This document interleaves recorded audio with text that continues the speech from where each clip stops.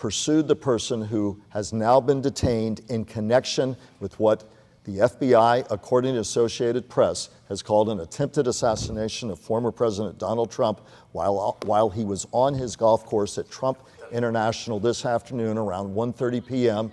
He is fine, as you heard me just before the break, the former president back at Mar-a-Lago assuring his supporters that he was fine. It turns out, according to PBSO, as you see the huge traffic stoppages on I95, and this from Martin County, I believe, as authorities there stopped someone who is now being questioned in connection with what happened at Trump International Golf Course, again on Summit Boulevard, as you look on at that footage this day. The former president is fine, has told his supporters as much.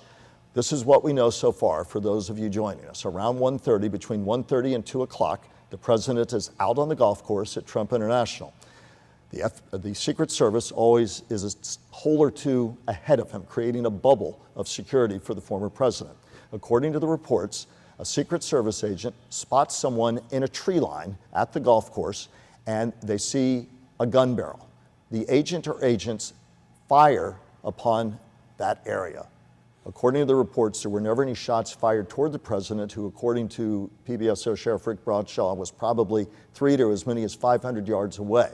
But he said that's not far if you have a high-powered weapon with a scope. And what did they find when they went into the tree line? According to investigators, they found a backpack, there was a scope, also a GoPro as well, ceramic tile, perhaps ballistic tile, that was not clarified for us, but nobody found there.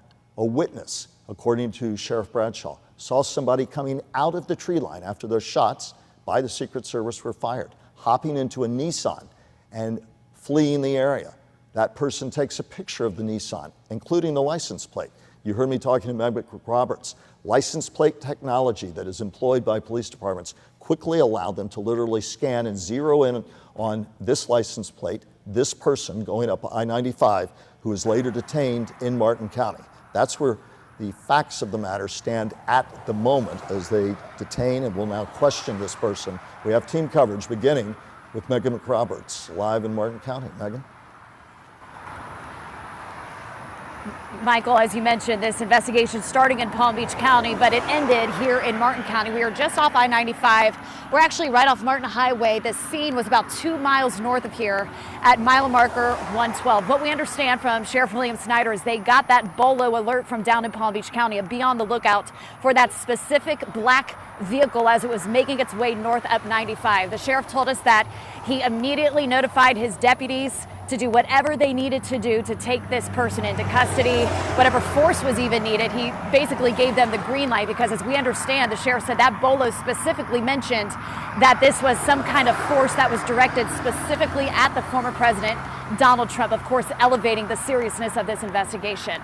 They didn't even bother pulling that car off to the side of the road once they spotted this alleged vehicle. They blocked him right on the interstate, and then ensued at least an hour of heavy backups and other traffic impacts. But I want to bring in my colleague Kate Hussey. She was here on the scene very, very quickly, and you can kind of add some color, some depth into what kind of ensued after stopping the car, what it took to actually get that suspect into custody. Well, Megan, as you mentioned, all stops were used to get this suspect to stop on the highway, like you mentioned, just cordoning off that vehicle. And we're told by the sheriff's office that once that happened and the vehicle was stopped, they used their PA system to communicate with this person of interest. At that point, we're told the suspect did comply with officers. He got out of the vehicle with hands above his head, fingers interlocked, and got down on his knees. And that's when the deputies took him into custody, at which point the FBI took over the investigation. I do want to kind of set the scene for you, as Megan did earlier, that this was a magnitude of law enforcement. In fact, I was actually on the highway driving north when I saw several unmarked police vehicles with lights and sirens on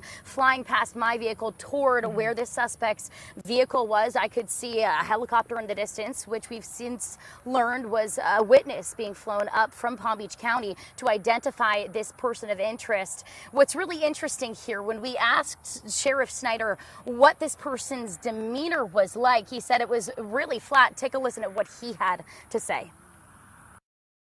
The suspect's demeanor I would describe as having a relatively calm, flat affect. He was not displaying a lot of emotion, never asked what is this about. Obviously, law enforcement with long rifles, blue lights, a lot going on, never questioned it.